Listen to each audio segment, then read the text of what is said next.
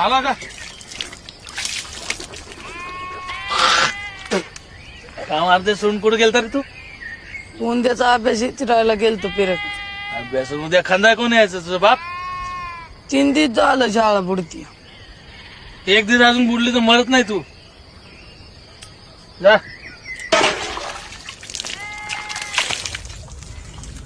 आहे मी नाही जाणार उद्या कामाला. माझा अभ्यास पण माग राहतो या.